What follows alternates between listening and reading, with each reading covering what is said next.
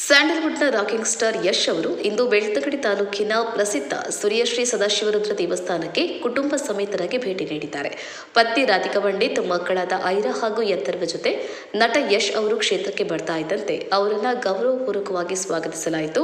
ಬಳಿಕ ಇವರು ಶ್ರೀದೇವರ ದರ್ಶನವನ್ನು ಪಡೆದಿದ್ದಾರೆ. ಇದೇ ಸಂದರ್ಭದಲ್ಲಿ ದೇವಳದ ಆಡಳಿತ ಮಂಡಳಿಯಿಂದ ದಂಪತಿಗಳಿಗೆ ಗೌರವದ ಸನ್ಮಾನವನ್ನು ನೀಡಲಾಯಿತು. ಸ್ಯಾಂಡಲ್ವುಡ್ನಲ್ಲಿ ಮಾದರಿ ದಂಪತಿಗಳು ಅಂತಾನೆ ಹೆಸರು ಪಡೆದಿರುವಂತಹ ಜೋಡಿ ಯಶ್ ಹಾಗೂ ರಾಧಿಕಾ ಪಂಡಿತ್ ಅವರು ಎಲ್ಲೇ ಹೋದ್ರೂ ಕೂಡ ಯಶ್ ಅವರು ರಾಧಿಕಾ ಪಂಡಿತ್ ಅವರ ಕೈ ಹಿಡಿಯುವುದನ್ನ ಮರೆಯೋದಿಲ್ಲ. ಇವತ್ತು ಕೂಡ ಸೂರ್ಯ ದೇವಸ್ಥಾನದಲ್ಲಿ ರಾಧಿಕಾ ಪಂಡಿತ್ ಅವರ ಕೈ ಹಿಡಿದುಕೊಂಡೇ ಯಶ್ ಅವರು ನಡೆದಿರುವಂತಹದ್ದು. ಇನ್ನು ದೇವಸ್ಥಾನದ ಪ್ರವೇಶಕ್ಕೂ ಮೊದಲು ಯಶ್ ಅವರು ತಮ್ಮ ಮುತ್ತಿನ ಮಗಳನ್ನ ಕರೆದಿರುವಂತಹ ರೀತಿ, ಜೊತೆಗೆ ಆ ಮಗು ನಡ್ಕೊಂಡು ಬಂದಿರೋದು ಆ ಕ್ಷಣ ಭಕ್ತಾದಿಗಳ ಗಮನವನ್ನು ಸೆಳೆಯಿತು. ಇನ್ನು ದೇವಸ್ಥಾನದಲ್ಲಿ ಯಶ್ ಅವರನ್ನ ನೋಡ್ತಾ ಇದ್ದಂತೆ ಅಭಿಮಾನಿಗಳು ಸೆಲ್ಫಿಗಾಗಿ ಮುಗಿಬಿದ್ದಿದ್ದಾರೆ.